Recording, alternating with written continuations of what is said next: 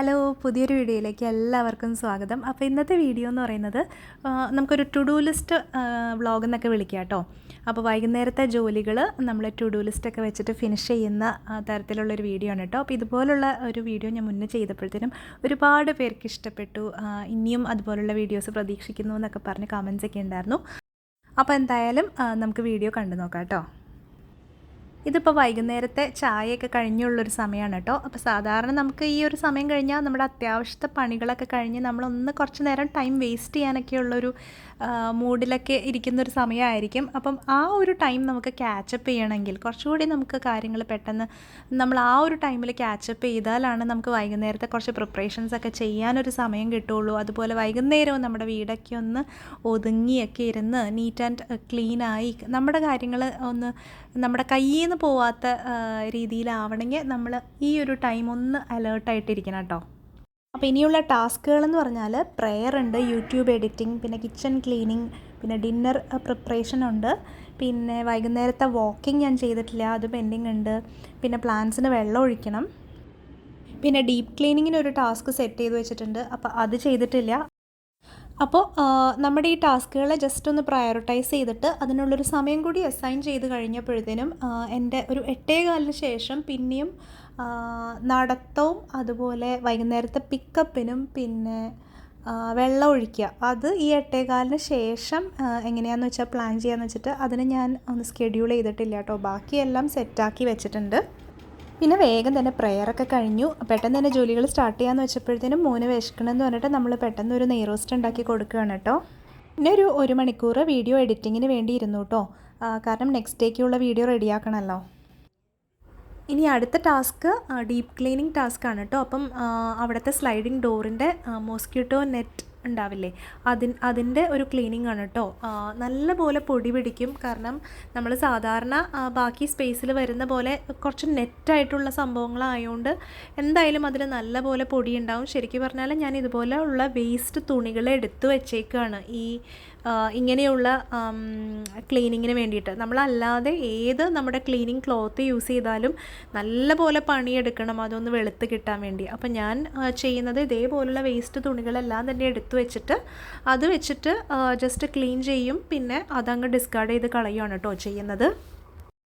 ഇത് ശരിക്കും നമ്മൾ എത്ര ചെയ്താലും ഒരു വീക്ക് ചെയ്തിട്ട് നമ്മൾ നെക്സ്റ്റ് വീക്കിൽ ആ ഡേ തന്നെ അത്രയൊന്നും പോകണ്ട, ഒരു 2-3 ദിവസത്തിനുള്ളിൽ തന്നെ നമ്മൾ ചെയ്താൽ അത്രയും തന്നെ അഴുക്കുണ്ടാവും. പിന്നെ നമുക്ക് അത്രയൊക്കെ തന്നെയല്ലേ ചെയ്യാൻ പറ്റുള്ളൂ. പിന്നെ ഇവിടെ ഇതേപോലെ ബാക്കി 2 ബാൽക്കണീസിലോട്ടും ഇതേപോലത്തെ നെറ്റ്സ് ഉണ്ട്. അപ്പോൾ ശരിക്കും പറഞ്ഞാൽ നല്ലൊരു ടാസ്ക്കാണ് അത് ക്ലീൻ ചെയ്യുക എന്നുള്ളത്. അപ്പോൾ ഇനി വരുന്നത് കിച്ചൺ ക്ലീനിങ് ആണ്. അപ്പോൾ വേഗം തന്നെ കിച്ചണൊക്കെ ഒന്ന് ക്ലീൻ ചെയ്തിട്ടാലാണ് അടുത്ത ഡിന്നർ പ്രിപ്പറേഷൻസൊക്കെ സ്റ്റാർട്ട് ചെയ്യാൻ പറ്റുള്ളൂ. അപ്പോൾ വൈകുന്നേരം ഉച്ചയ്ക്കും വൈകുന്നേരമൊക്കെ കഴുകി വെച്ച പാത്രങ്ങൾ എടുത്തു വയ്ക്കാനുണ്ട്. അപ്പോൾ മാക്സിമം ഞാനത് പെട്ടെന്ന് തന്നെ ഒന്ന് എടുത്തു വയ്ക്കുകയാണ് കേട്ടോ. അപ്പോൾ കുറേ പാത്രം ഉള്ളപ്പോൾ നമുക്ക് ഇതുപോലെ പാത്രം എടുത്തു വെക്കാനൊരു മടി തോന്നും കേട്ടോ. അപ്പോൾ അങ്ങനെയുള്ള സമയത്ത് നമ്മൾ ചെയ്യുന്നതാണ് ഒരു 10 പാത്രം എടുത്തു വയ്ക്കും. പിന്നെ നമ്മുടെ അടുത്ത ജോലിയിലോട്ട് പോകും. പിന്നെ അതിൻ്റെ ഇടയിൽ കൂടെ ഒരു 10 പാത്രം അങ്ങനെ ചെയ്ത് നമ്മൾ കണ്ടിന്യൂസ് ആയിട്ട് ആ ഒരു ജോലി ചെയ്യുമ്പോൾ നമുക്കൊരു മടുപ്പ് തോന്നില്ല. ഒരു 10 പാത്രം എന്ന് പറയുമ്പോൾ നമുക്ക് കൗണ്ട് ചെയ്ത് അത്രയും മാത്രം എടുത്തു വെച്ചാൽ മതിയല്ലോ. അങ്ങനെ ചെയ്യാറുണ്ട്. അതേ ടെക്നിക്ക് ഞാൻ മോളെ കൊണ്ടും ഈ ഒരു ടാസ്ക് ചെയ്യിപ്പിക്കുമ്പോൾ ചെയ്യാറുണ്ട് കേട്ടോ. അവളോട് പറയും നീ ഒരു കാര്യം ചെയ്യുക, 10 പാത്രം എടുത്തു വെച്ചാൽ മതി എന്ന് പറയും.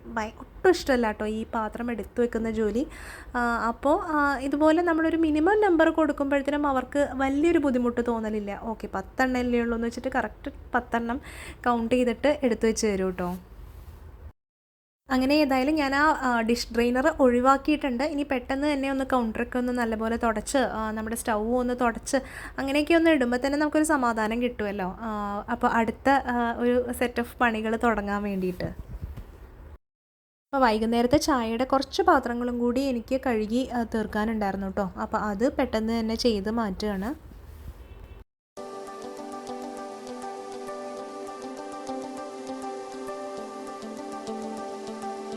അപ്പോൾ ചിലർക്കെങ്കിലും ഇങ്ങനെ ഒരു ഡൗട്ട് ഉണ്ടാവും, എന്തിനാണ് ഇപ്പോൾ ഈ ഡെയിലിയുള്ള ഈ കാര്യങ്ങൾക്കൊരു ലിസ്റ്റൊക്കെ ഉണ്ടാക്കി എഴുതേണ്ട എന്ത് കാര്യമുണ്ട്, അതല്ലാതെ തന്നെ നമ്മൾ ചുമ്മാ അങ്ങ് പണികൾ തീർത്താൽ പോരെ. ഒരുവിധപ്പെട്ട എല്ലാവരും അങ്ങനെ തന്നെയായിരിക്കും ചെയ്യുന്നത്.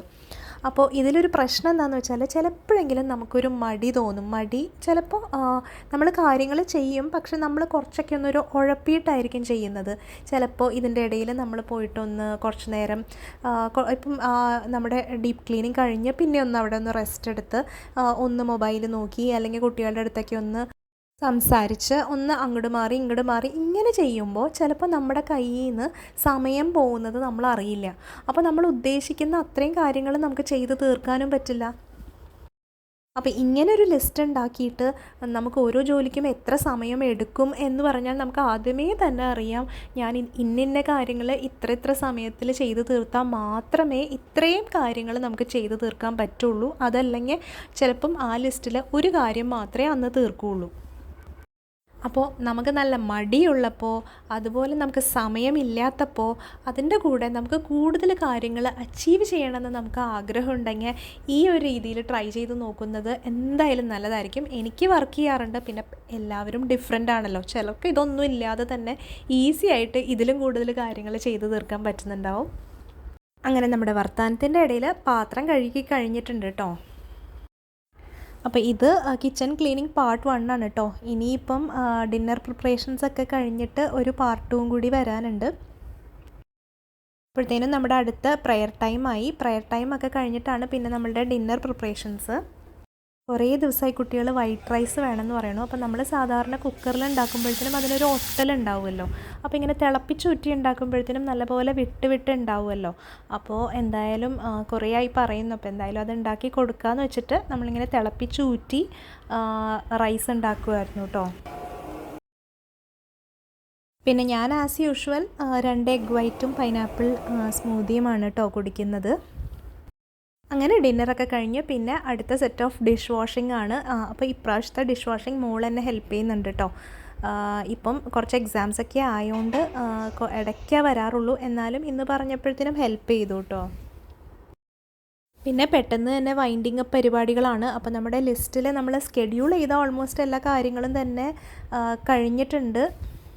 അപ്പോൾ സമയം ഏകദേശം 8:45 ആയിട്ടുണ്ട് കേട്ടോ. അപ്പോൾ നമ്മളുടെ ടു ഡു ലിസ്റ്റൊക്കെ ഒന്ന് എടുത്ത് നോക്കുകയാണ്.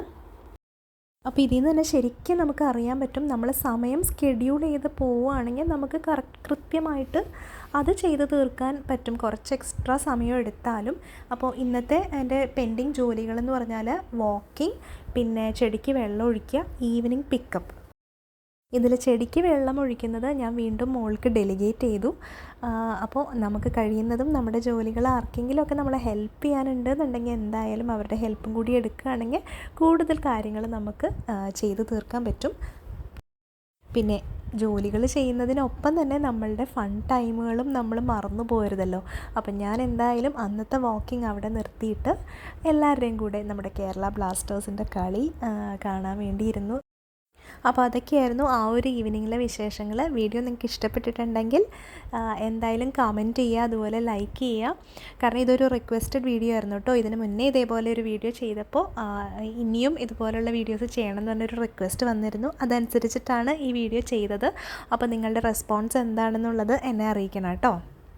അതുപോലെ നമ്മുടെ കഴിഞ്ഞ വീഡിയോ എന്ന് പറയുന്നത് നമ്മുടെ ഡെയിലി ഉള്ള ജോലികൾ ചെയ്യാൻ നമുക്കൊരു മടുപ്പ് തോന്നുമ്പോൾ എങ്ങനെയാണ് ഞാൻ മോട്ടിവേറ്റഡ് ആയിട്ട് ഇരിക്കുന്നത് എന്നുള്ളതിനെക്കുറിച്ചുള്ളൊരു വീഡിയോ ആണ് കേട്ടോ. അപ്പോൾ നിങ്ങൾ കണ്ടിട്ടില്ലെങ്കിൽ ആ ഒരു വീഡിയോ കണ്ടു നോക്കണം. ലിങ്ക് എന്തായാലും ഞാൻ ഡിസ്ക്രിപ്ഷനിൽ കൊടുക്കാം കേട്ടോ. അതെന്തായാലും നിങ്ങൾക്ക് ഇഷ്ടപ്പെടുമെന്നാണ് എനിക്ക് തോന്നുന്നത്. എന്തായാലും ഒന്ന് കണ്ടു നോക്കണേ. പുതിയതായിട്ട് ചാനലിലേക്ക് വരുന്ന കൂട്ടുകാരുണ്ടെങ്കിൽ നമ്മൾ ഹോം മാനേജ്മെൻറ്റ് റിലേറ്റഡ് കണ്ടൻറ്റാണ് ഇടുന്നത്. അപ്പോൾ നിങ്ങൾ മുന്നേയുള്ള വീഡിയോസൊക്കെ ഒന്ന് കണ്ടു നോക്കുക. ഇഷ്ടപ്പെടുവാണെങ്കിൽ സബ്സ്ക്രൈബ് ചെയ്യുക. നമ്മുടെ videos Monday, Tuesday, Thursday, Friday വൈകുന്നേരം 2 മണിക്കാണ് കേട്ടോ അപ്ലോഡ് ആക്കുന്നത്. അപ്പോൾ എന്തായാലും മറക്കാതെ കാണാം. അപ്പോൾ പുതിയൊരു വീഡിയോ ആയിട്ട് തേഴ്സ്ഡേ കാണാം. അതുവരേക്കും ബൈ.